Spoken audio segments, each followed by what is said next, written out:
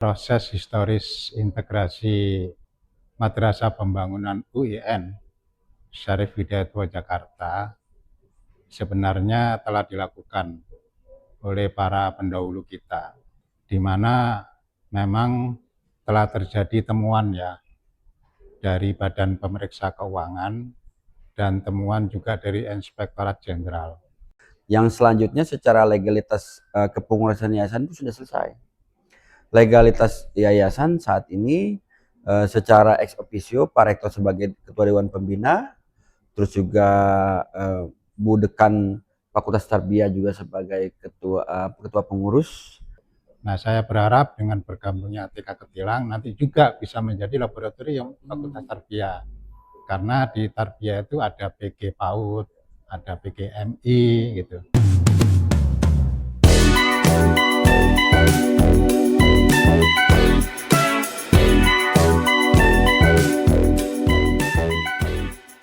Assalamualaikum warahmatullahi wabarakatuh. Sahabat Podcast MPUIN Jakarta yang berbahagia, alhamdulillah pada siang hari ini saya berkesempatan untuk berbincang sejenak dengan narasumber kita pada konteks Madrasah Pembangunan UIN Jakarta. Yang pertama, alhamdulillah kita diterima dengan sangat hangat oleh narasumber pertama kita, Profesor Dr. Imam Subhi MA. Beliau adalah Wakil Rektor 2 Bidang Administrasi Umum di UIN Syarif Hidayatullah Jakarta. Yang kedua, lawyer dari UIN Syarif Hidayatullah Jakarta yang juga akan menemani kita berbincang pada siang hari ini, Bapak Alwani SHMH. Assalamualaikum Prof. Waalaikumsalam. Baik, Prof, hari ini kita akan membincangkan satu hal yang sangat menarik terkait dengan amanat KMA 1543. Jadi ada beberapa poin kunci yang akan kita bincangkan secara santai tapi mendalam, yang nantinya akan sangat penting bagi Madrasah Pembangunan UIN Jakarta. Saya mulai dulu dari Profesor Imam Subhi. Prof, ini terkait dengan integrasi Madrasah Pembangunan UIN Jakarta yang sudah berlangsung hampir lebih dari 6 bulan. Kita juga ingin tahu persis, Prof. Jadi kalau boleh dalam bahasa agamanya, asbabun nuzulnya dari proses KMA yang sudah bergulir dan terlaksana beberapa bulan. Silakan, Prof. Ya, terima kasih. Proses historis integrasi Madrasah Pembangunan UIN Syarif Hidayatullah Jakarta sebenarnya telah dilakukan oleh para pendahulu kita sebelum Pak Rektor yang sekarang menjabat sebagai Rektor. Dalam dokumentasi yang saya baca, rektor-rektor terdahulu seperti Prof. Quraish Shihab, Prof. Azumati Azra almarhum, Prof. Komarudin, bahkan Prof. Dede, itu saya menemukan banyak naskah yang intinya membicarakan tentang integrasi satuan pendidikan yang memang dikelola oleh yayasan, yang yayasan itu memang didirikan oleh Rektor ex officio dalam rangka untuk memenuhi administrasi penyelenggaraan sekolah, antara lain adalah Madrasah Pembangunan. Kemudian proses ini lebih intensif lagi dilakukan oleh Pak Rektor periode zaman sekarang, di mana memang telah terjadi temuan ya dari Badan Pemeriksa Keuangan dan temuan juga dari Inspektorat Jenderal. Yang temuannya itu antara lain ada potensi penyalahgunaan wewenang, jabatan, dan potensi penyalahgunaan aset negara. Dan yang kedua, proses sewa ini juga dianggap sangat-sangat murah sekali dan merugikan negara. Jadi dua temuan itulah yang oleh kita sekarang periode ini intensifkan untuk di follow up. Nah, temuan yang dimaksud tadi adalah 2020 dan 2021. Kemudian Rektorat mengundang para dewan pembina, bukan hanya Yayasan Syarif yang membawahi Satuan Pendidikan Madrasah Pembangunan, tetapi juga ada Yayasan Triguna, utama Syarif Hidayatullah Jakarta, dan yang menaungi SMA dan SMK. Saya ingat bulan Juni 2023, nah mereka sepakat untuk mengembalikan rektor sebagai ketua Dewan Pembina, dan nanti ada sharing profit di situ. Jika seandainya ada laba, win berapa persen dan mereka berapa persen. Tetapi kesepakatan yang telah dilakukan dan ditandatangani ini tidak dilakukan oleh yayasan yang sebenarnya mereka harusnya mengakui win sebagai pemiliknya. Nah, ketika itu terjadi, maka kita bertekad untuk men-follow up temuan tadi yang dari BPK dan temuan dari inspektorat. Nah, disitulah asbabul wurudnya kenapa Menteri Agama mengeluarkan keputusan Menteri Agama bahwa satuan-satuan pendidikan yang ada di bawah yayasan-yayasan tadi harus diintegrasikan ke UIN. Bagaimana cara integrasinya? Nah, cara integrasinya adalah diberikan kepada kedua belah pihak, baik itu UIN maupun yayasan, untuk mencari formula dan pedomannya. Nah, ketika UIN sudah melakukan pendekatan kepada yayasan-yayasan tersebut yang saya sebutkan tadi, itu disepakati bahwa konsep integrasinya diserahkan kepada Kementerian Agama. Karena UIN sudah memberikan konsep, tetapi pihak yayasan bukan konsep tetapi sewa. Nah, ini nggak boleh kalau temuan BPK, temuan inspektorat sudah harus diintegrasikan, gitu kan. Nah, ketika diserahkan oleh Kementerian Agama, maka Kementerian Agama berkoordinasi dengan yang lain, akhirnya keluarlah keputusan Menteri Agama tentang integrasi satuan pendidikan. Jadi yang diintegrasikan itu bukan yayasannya, tetapi yang diintegrasikan adalah satuan pendidikannya. Mengapa? Karena dari awal pendirian yayasan itu hanya sebagai administrasi saja. Kenapa demikian? Karena UIN, dulu IAIN, belum bisa menyelenggarakan pendidikan dasar, menengah, atas. Mengapa tidak bisa? Karena ini perguruan tinggi. Maka dilakukanlah pengadministrasian dengan mendirikan yayasan. Nah, itu berlaku sampai 2019. Nah, pada tahun 2019 harusnya Rektor ex officio Prof. Didi Rosada yang sudah tidak menjabat sebagai rektor lagi, itu memberikan kewenangannya rektor sesudahnya Prof. Amani. Tetapi itu tidak dilakukan. Nah, disinilah terjadi awal mula dari problem yang ada. Jadi sesungguhnya proses mengarah kepada integrasi itu sudah panjang. Iya, sudah panjang, sudah panjang. Ya, baik. Jadi ini juga sangat menarik kalau kemudian kita kaitkan dengan secara legalitas formal dalam hal ini dari sisi hukum. Barangkali Pak Alwani bisa memberikan penguatan bagaimana dari sisi hukumnya nih Pak. Setelah KMA keluar, sementara prosesnya sudah segitu panjang. Nah, ini juga penting untuk kita ketahui lebih jauh. Pak, monggo Pak, silakan. Jadi perlu dipahami oleh Sivitas Akademi dan masyarakat luas bahwa secara regulasi itu sudah sangat cukup, Pak. Jadi surat keputusan MA itu sudah mencakup banyak aspek. Kalau kita kaji lebih dalam itu, dalam SKMA itu terkait kelembagaan, terkait keuangan, terkait aset dan sumber daya manusia, itu 4 pilar itu diatur dengan baik, Pak. Walaupun dalam kewenangannya itu diberikan kepada Pak Rektor secara teknisnya, Dan Pak Rektor juga sudah banyak mengeluarkan produk aturannya terkait teknis tata kelolanya, Pak. Jadi secara regulasi, secara aturan hukum itu sangat cukup. Yang kedua itu terkait tentang pelaksanaannya saja. Pelaksanaannya ini memang banyak tantangan ke depan. Saya harap semua pihak itu dapat mengerti tentang kebijakan integrasi yang sedang kita lakukan ini.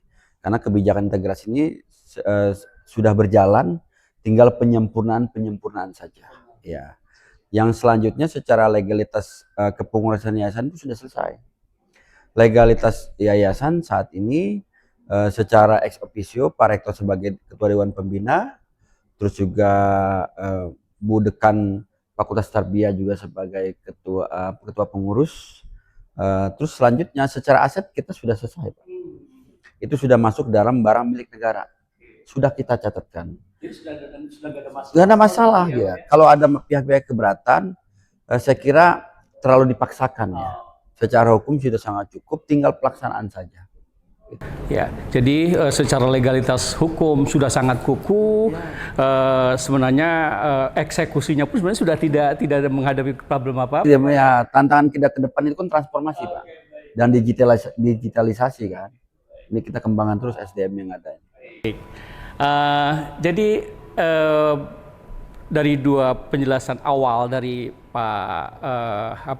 dari Pak Imam Subhi kemudian Pak Alwani ini sebenarnya ada sesuatu yang menjadi tanda tanya juga, Pak. Artinya begini, dari sisi legal formal, dari sisi semua syarat administrasi, masalah integrasi itu sudah tidak ada masalah. Nah, kemungkinan yang ini juga menjadi menarik. Bagaimana kemudian harapan masyarakat, Pak? Harapan masyarakat, kemudian boleh jadi juga tenaga pendidik di madrasah pembangunan mestinya menaruh harapan besar terhadap status yang baru dari madrasah pembangunan setelah integrasi. Prof, kira-kira jabarannya bagaimana nih, Prof? Menjawab pertanyaan yang umum sebenarnya terjadi di kalangan kita gitu, Pak. Ya, sudah barang tentu masyarakat itu kepingin anaknya itu ketika dimasukkan di madrasah pembangunan menjadi anak yang berkualitas, baik secara agama maupun secara umum atau secara global. Itu biasanya orang tua murid sudah pasti begitu. Anak saya menjadi anak yang soleh, anak saya nanti tantangan Indonesia bisa dihadapi, anak saya nanti tantangan global bisa menghadapi. Itu cita-cita umum dari semua wali murid atau masyarakat yang memasukkan anaknya di madrasah pembangunan. Nah, salah satu keuntungannya adalah madrasah ini menjadi madrasah lab school yang didampingi oleh Fakultas Tarbiyah. Dan Fakultas Tarbiyah merupakan salah satu fakultas favorit ya yang ada di UIN Syarif Hidayatullah Jakarta, yang ada 18 jurusan. Jadi semua ilmu di situ itu ada, semua dosen dengan berbagai ilmu ada. Yang kedua, UIN Syarif Hidayatullah Jakarta itu ada 12 fakultas. Nah, sehingga anak-anak alumni dari MP ini bisa disinergikan ketika mereka nanti masuk ke universitas. Jadi secara pendampingan jaminan mutu nanti ada di Fakultas Tarbiyah. Nah, setelah lulus anaknya nanti bisa memasuki jenjang perkuliahan yang ada di 12 jurusan di UIN, bahkan di universitas lain yang rankingnya tinggi, bahkan di universitas dunia. Karena dosen-dosen UIN Jakarta, Fakultas Tarbiyah itu juga macam-macam. Ada yang alumni luar negeri, ada yang dalam negeri, ada yang dari Arab, dan lain-lain. Jadi secara pendampingan itu nanti mutunya bisa dievaluasi Fakultas Tarbiyah. Secara lulusan nanti bisa diterima di UIN dengan disinergikan, bahkan di luar negeri karena dosennya banyak dari luar negeri. Dan secara kelengkapan dari sarana prasarana nanti juga bisa ditunjang. Mengapa demikian? Kalau sudah integrasi nggak ada lagi sewa. Nah, makanya ketika mereka integrasi kemarin langsung kita naikkan gajinya karena sudah nggak ada lagi sewa, gitu kan. Bahkan uang-uang yang didapat dari wali murid itu dikembalikan lagi. Untuk apa? Untuk memperbaiki sarana dan prasarana. Antara lain yang sudah diperbaiki saya lihat kelas, toilet gitu kan. Nah, tentunya ini fisik mudah. Tetapi yang perlu kita tekankan lagi adalah kurikulum dan akademik harus lebih ditingkatkan karena masa ini dan masa global ini membutuhkan SDM-SDM yang mumpuni, cerdas, berakhlak, bermartabat.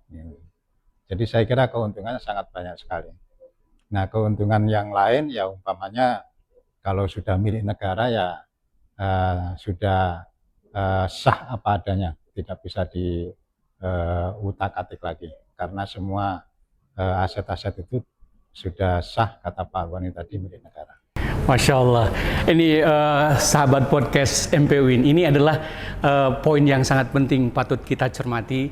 Jadi sebenarnya pertanyaan berikutnya sudah saya mau lontarkan, tapi sudah terjawab oleh beliau bahwa memang ada cita-cita besar Prof dari integrasi UIN itu sendiri, bagaimana menyiapkan peserta didik untuk bisa berkompetisi dengan kehidupan global yang tentunya bisa juga nanti alumni dari Madrasah Pembangunan sudah settle nih dengan UIN Jakarta. Begitu kira-kira ya Prof ya, Masya Allah. Jadi kita sangat bersyukur cita-cita yang disampaikan dalam konteks ini benar-benar bisa menjawab harapan para orang tua, dan kita harapkan ini sangat berdampak Prof ke depan ya untuk bagaimana masyarakat semakin menaruh kepercayaan kepada Madrasah Pembangunan. Pak Alwani, tadi kan masih ada kendala sedikit ya. Bagaimanapun kalau ada istilah itu kan, kalau problemnya besar maka gagasannya besar, problemnya juga besar. Mungkin Bapak bisa sedikit menyitir tentang itu dan apa kira-kira langkah-langkah kemudian pendekatan supaya problem hukum ini bisa berjalan dengan mulus. Silakan Pak. Ya, terkait tentang hukum, saya kira ini menjadi PR kita bersama ya. Hukum itu harus linear dengan pembangunan masyarakat. Itu kata kuncinya. Kalau hukum tidak linear dengan pembangunan masyarakat, maka hukum itu hanya teks saja. Bagaimana apa yang ada di dalam dokumen itu bisa direalisasikan dalam kehidupan masyarakat. Kita hidup tertib, aman, saling menghormati, hukum itu menjadi panduan kita ke depannya. Nah, bagaimana diterapkan dalam pola pendidikan? Saya harap ketertiban, kedisiplinan itu menyatu Pak dalam kehidupan kita masing-masing. Kehidupan kita dalam sivitas di MP itu sendiri gitu. Jadi nanti regulasinya kita perbaiki, apa yang belum ada regulasinya dari badan usaha sekolah atau dari kepala sekolah, nanti kita buat kalau memang diperlukan peraturan-peraturan itu. Seperti misalnya dalam hal peningkatan kurikulum, peningkatan mutu, terus di dalam jenjang karir, peraturan internal mungkin dalam kesejahteraan guru, karyawan. Kalau memang peraturan itu harus perlu kita perbaiki, kita akan perbaiki regulasi-regulasi yang ada. Walaupun saya akui regulasi yang ada ini sudah cukup bagus, tapi hukum itu harus responsif dengan kebutuhan yang ada. Dan hukum itu harus hadir gitu. Makanya cara pandang kita harus juga legal minded gitu. Jadi hukum itu jangan jadi beban. Hukum jadi solutif untuk bersama gitu.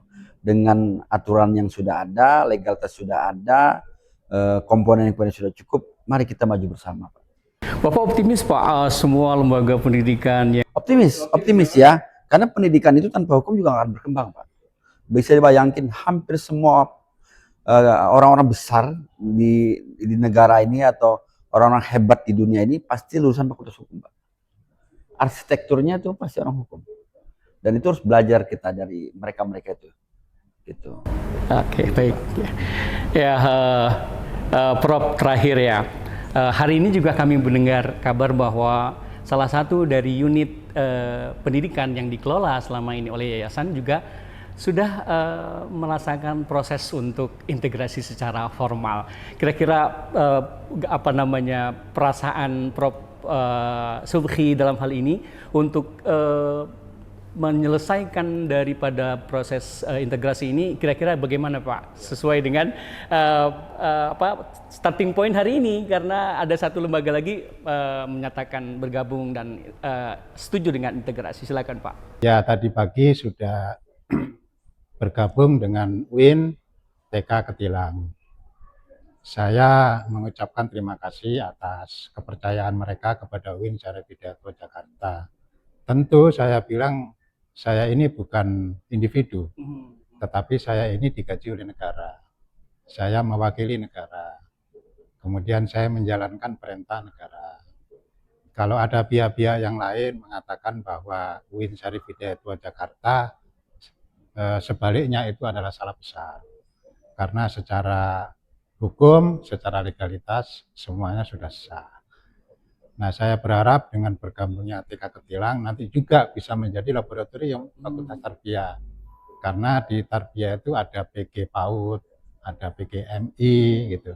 Nah, nanti bisa mendampingi guru-guru yang ada di TK Ketilang dari sisi akademik, kurikulum, dan jaminan mutunya. Kemudian juga saya lihat infrastrukturnya masih minim. Nanti UIN Jakarta siap untuk mengembangkan dan mentransformasi fisik dari TK Ketilang agar bisa menjadi lebih baik lagi. Jadi dengan adanya integrasi ke UIN di KMA tersebut, itu jelas disebutkan harus lebih berkembang dan lebih maju. Ya, baik, sahabat podcast MPU UIN Jakarta. Ada dua narasumber kita yang siang ini sudah memberikan pencerahan kepada kita. Tentu ini menjadi sesuatu yang sangat penting, terutama khususnya adalah warga Madrasah Pembangunan UIN Jakarta, tentang pertanyaan-pertanyaan kita selama ini, bahwa bagaimana ke depan, kalau kita tangkap dari yang disampaikan oleh Profesor Imam Subhi tadi, diperkuat dari sisi legalitas formal hukum oleh Pak Alwani, kita insya Allah akan lebih merasa tentram untuk menjalankan dan melaksanakan karir kita di Madrasah Pembangunan UIN Jakarta. Prof, Pak Alwani minta closing statement nih untuk mengakhiri podcast kita siang ini untuk pesan-pesan kunci dari apa yang sudah kita bahas. Silakan Prof Imam Subhi. Ya, kalau saya mengutip sabda Nabi ya, bahwa kita sebagai manusia harus bermanfaat untuk manusia. Khairun nasi anfa'uhum linnas. Apalagi teman-teman yang digaji negara, hidup dari negara, itu harus lebih giat lagi untuk mengabdikan negara, individunya kepada negara. Nah, saya mengajak kepada teman-teman dengan adanya integrasi ini, semuanya berpikir secara jernih bahwa apa yang kita lakukan adalah bagian dari ketaatan kita kepada negara dan ketaatan kita kepada agama. Nah, dengan nilai-nilai spiritual itu, maka ketika kita mendidik anak nanti, insya Allah ilmunya masuk. Ya, cita-cita kita kan anak nanti berakhlakul karimah, cinta kepada negara, kemudian juga menjadi anak yang bisa menghadapi tantangan Indonesia dan global. Nah, terima kasih. Pak Alwani, Pak, silakan closing statement-nya, Pak. Closing statement saya berharap dengan adanya integrasi satuan pendidikan ini di bawah naungan BLU UIN Jakarta, kita semua harus siap beradaptasi. Adaptasi dalam artian kita siap dengan perubahan. Perubahan itu berarti kita harus siap dengan perbaikan. Seperti yang sebelum disampaikan oleh Bapak Warek, hidup ini harus bermanfaat. Herunas anfahum linnas. Itu poinnya, Pak. Jadi seseorang muslim yang baik itu hari ini harus lebih baik dari hari kemarin. Hari esok harus lebih baik daripada hari ini. Itu poinnya, Pak. Gitu. Baik, sahabat podcast Madrasah Pembangunan UIN Jakarta, inilah bincang-bincang podcast kita pada siang hari ini dengan sosok yang banyak perannya di dalam proses integrasi Madrasah Pembangunan UIN Jakarta dengan UIN Syarif Hidayatullah Jakarta. Saya Abdul Mutakin, guru sejarah kebudayaan Islam Madrasah Sanawiyah Pembangunan UIN Jakarta, mengucapkan terima kasih. Mudah-mudahan podcast kita hari ini akan mencerahkan kita semua, sehingga kita sebagai karyawan, sebagai pendidik, sebagai siapa saja yang berkontribusi membesarkan Madrasah Pembangunan, mendapatkan pemahaman yang cukup dan utuh, seragam, sehingga kita bisa melangkah bersama-sama mengawal integrasi Madrasah Pembangunan UIN Jakarta dengan hati riang. Terima kasih atas segala perhatiannya. Assalamualaikum warahmatullahi wabarakatuh. Prof, terima kasih banyak atas waktunya, Pak Alwani. Amin, terima kasih.